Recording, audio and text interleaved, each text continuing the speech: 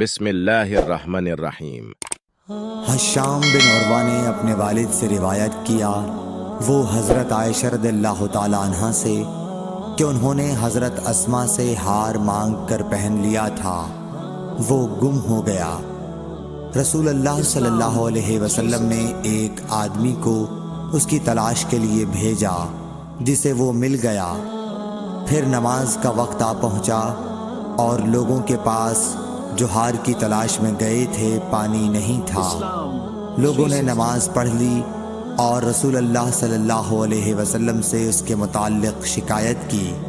پس خداوند تعالی نے تیمم کی آیت اتاری، جسے سن کر اسید بن حضیر نے حضرت عائشہ رضی اللہ تعالی عنہ سے کہا، آپ کو اللہ بہترین بدلہ دے، واللہ جب بھی آپ کے ساتھ کوئی ایسی بات پیش آئی جس سے آپ کو تکلیف ہوئی تو اللہ تعالیٰ نے آپ کے لیے اور تمام مسلمانوں کے لیے اس میں خیر پیدا فرما دی۔